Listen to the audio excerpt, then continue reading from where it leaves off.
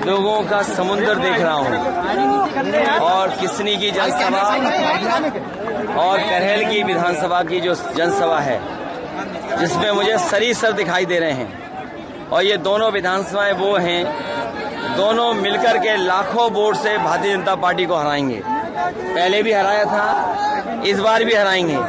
इससे पहले जसवंत नगर हम लोग कार्यक्रम किए हैं, तो जसवंत नगर ये दो विधानसभाओं ने मन बना लिया है कि भारतीय जनता पार्टी को लाखों वोट से हराने जा रहे हैं। जो लोग बुलडोजर दिखा के डराना चाहते हैं, इनका ये वही बुलडोजर है जो एक माँ बेटी पर चल गया था और आग लगा करके उसकी जान चली गई थी। इसी बुलडोजर ने न जाने कितनों के घर तबाह किए हैं, अमीरों के संपन्नों के घर तबाह नहीं किए हैं।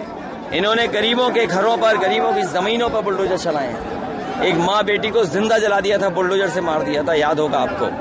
तो ये डराना चाहते हैं, उन्हें कम से कम चुनाव में बुलडोजर नहीं दिखाना था, रोजगार मेला कर करके बेरोजगारों को रोजगार दिलाना था। बुलडोजर नहीं, बेरोजगारों को रोजगार कब देंगे, उसके लिए क्या सरकार ने किया।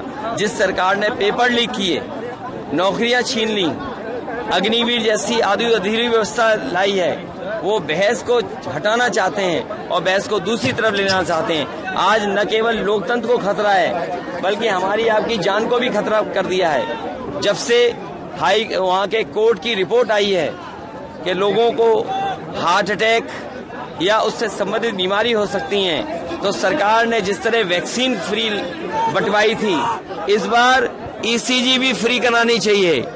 लोगों की, गरीबों को जिस तरह इन्होंने वैक्सीन लगाया था, उनकी ईसीजी भी फ्री हो, उनका इलाज फ्री हो। महंगाई बढ़ गई, बेरोजगारी बढ़ गई, इनके पास जवाब नहीं है। किसानों को एमएसपी का अधिकार नहीं दे पा रहे हैं, कैसे मिलेगा उसको कोई जवाब नहीं है, इसलिए बुलडोजर लिए घूम रहे हैं।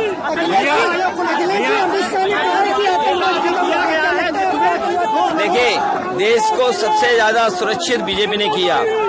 रिजांगरा जैसा मेमोरियल जो हमारे जवानों को याद दिलाता था उनकी वीरता का, शौर्य का, उस मेमोरियल को चीन ने छीन लिया। सरकार चुप है।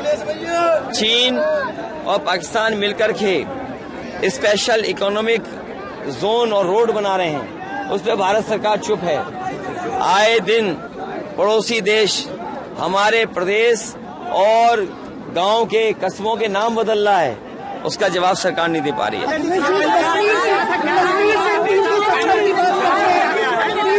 मुझे खुशी है कि कांग्रेस पार्टी के नेता, उन्होंने रायबरेली से नामांकन किया है। ये गठबंधन के प्रत्याशी हैं। समाजवादी पार्टी का एक एक कार्यकर्ता अमेठी और रायबरेली में कांग्रेस पार्टी के प्रत्याशी को जिताएगा।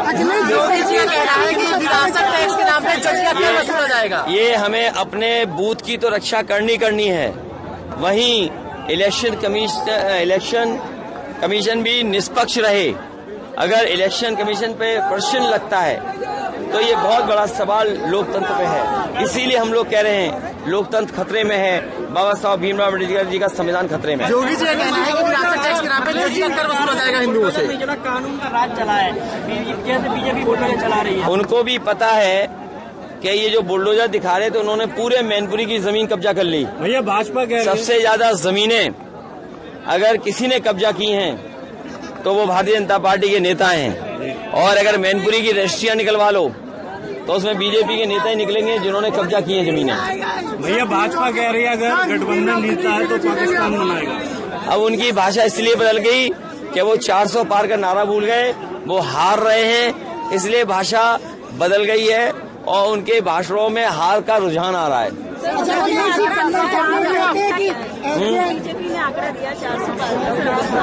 हमारा आंकड़ा ये है कि पीडीए परिवार एनडीए को हराएगा। पीडीए की सरकार बनने जा रही है, इंडिया गठबंधन की सरकार बनने जा रही है।